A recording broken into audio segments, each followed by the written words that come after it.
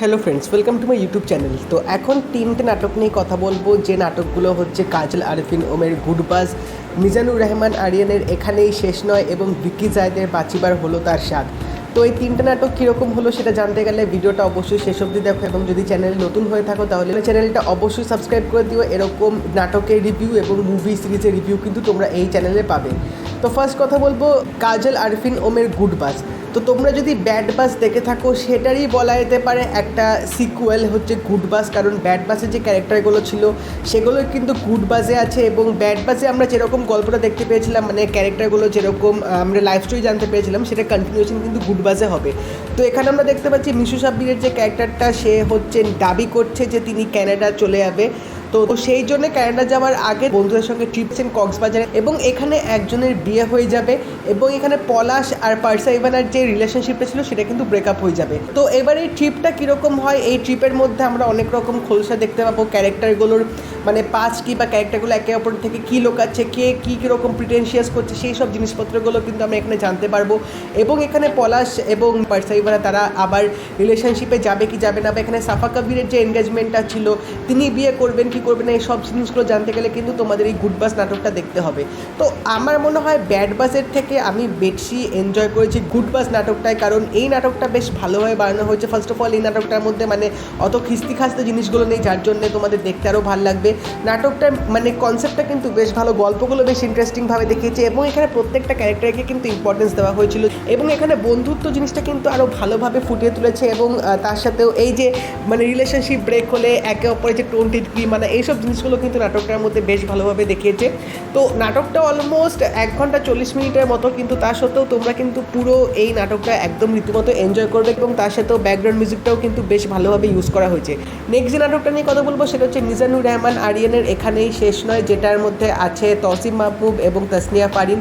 তো এই নাটকটা আমরা দেখতে পাচ্ছি যে তারা দুজনে রিলেশনশিপে আছে, কিন্তু তাসনিয়া পারিন এখানে একটা রোগে আক্রান্ত এবং তার আর বেশি দিন নেই। তো এই নাটকটার মধ্যে কিন্তু একটা ইন্টেন্স লাভ স্টোরি তো আমরা দেখতে পাবে, এবং একে অপরের প্রতি যে ভালোবাসা, তাসনিয়া ফারিন যে ভালোবাসাটা তসিম মাহবুবের প্রতি, মানে তাদের রিলেশনশিপটা কীরকম, তারা কীরকম ফেস দিয়ে যাচ্ছে, কে কীরকম স্যাক্রিফাইস বা অ্যাডজাস্টমেন্ট করছে, সেটা কিন্তু আমরা এই নাটকটার মধ্যে দেখতে পাবো। এবং অবভিয়াসলি এটার পরিণতিটা কী হবে, সেটা কতটা সুখের বা দুঃখের, সেটা জানতে গেলে তোমাদের এই নাটকটা অবশ্যই ইউটিউবে গিয়ে দেখতে হবে। এখানে যে জিনিসটা বলতে চেয়েছে যে টাকা পয়সা দিয়ে কিন্তু সবসময় বিচার করা উচিত না, টাকা পয়সা থাকলেই যে ভালোবাসাটা সেটা নিখাদ হবে সেটা কিন্তু কোনো কথা না। এখানে মনটা সবচেয়ে বেশি ম্যাটার করে, গরিব লোকের যে মায়াদয়া নেই বা মমতা নেই এটা কিন্তু একদমই না। তো এই সব জিনিসগুলো কিন্তু এই নাটকটার মধ্যে বেশ ভালোভাবে ফুটিয়ে তুলেছে, এবং নাটকটার প্রেজেন্টেশনটা কিন্তু সত্যি বেশ ভালো ছিল।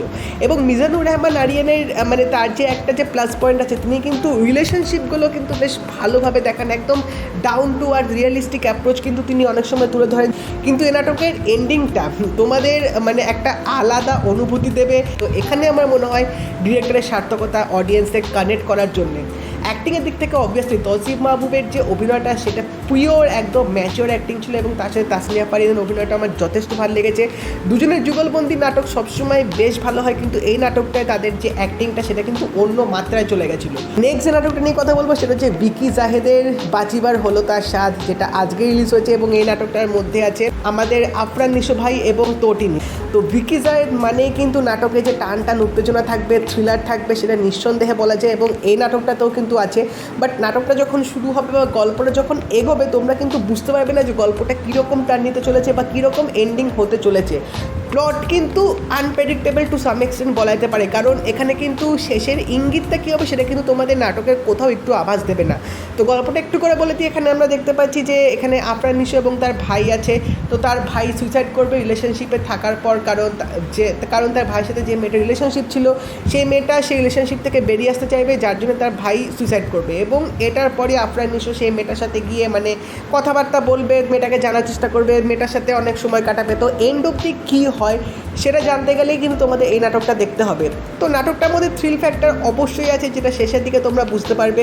তো সেখানে যেভাবে জিনিসটা দেখিয়েছে সেটা এক কথায় জাস্ট অস্থির, এবং আফরান নিশোর অভিনয়ে আবার তোমাদের মুগ্ধ করবে, এবং তাকে এরকম ক্যারেক্টার এরকম রোলেই তো আমরা দেখতে অভ্যস্ত, এবং তিনি জাস্ট ফাটিয়ে অভিনয় করেছে এই নাটকটার মধ্যে। এবং তাছাড়াও নাটকটার লেন্থটা যেহেতু বেশি বড় না, সেজন্য তোমরা কিন্তু স্বল্প সময়ের মধ্যে বেশ এনজয় করবে, সেরকম কিন্তু বোরিং ভাব দেয়নি। বাট বাট হ্যাঁ স্ক্রিন প্লেটা একটু স্লো, গল্পটা বেশ আস্তে আস্তে ধীর গতিতে এগোবে, তো তোমাদের সেরকম ধৈর্য দিয়ে কিন্তু নাটকটা দেখতে হবে। বাট এটুকুই বলবো ইটস কমপ্লিটলি ওয়ার্থ ইট, কারণ এখানে রিভেঞ্জের অ্যাঙ্গেলটা যেরকম দেখিয়েছে এক কথায় জাস্ট অসাধারণ। ব্যাকগ্রাউন্ড মিউজিকটা কিন্তু সেরকম চুমু ছিল। তো এখানে ভিকি জায়েদেরই আরেকটা তিনি প্রমাণ করে দিলেন যে কেন তাকে থ্রিলার কিং বলা হয়, কারণ প্রত্যেকটা নাটকে তিনি যেরকম মানে চমকপ্রদ দিতে থাকে, দেখতে দেখতে একটা অভ্যস্ত হয়ে গেছে। মানে ভিকি জায়েদের নাটক মানে আমরা জানি যে এই এলিমেন্টগুলো তো থাকবেই, এবং এখানেও কিন্তু সেটাই থেকেছে। বাট এটার প্রেজেন্টেশনটা কিন্তু সত্যি বেশ অন্যরকম ছিল, মানে তার আগের কাজগুলো যেরকম হয় এই কাজটা বলা যেতে পারে সম্পূর্ণ একটু আলাদা। তো যদি তোমরা এই 3টে নাটক দেখে থাকো আমাকে অবশ্যই জানিও তোমাদের কেমন লাগলো, এবং যদি এই ভিডিওটা ভালো লেগে থাকে লাইক করে দিও, শেয়ার করে দিও, চ্যানেলটা কিন্তু অবশ্যই সাবস্ক্রাইব করে দেবে, নোটিফিকেশন বেলটাও কিন্তু অল করে দিও। তো দেখা হবে পরের ভিডিওতে, বাই।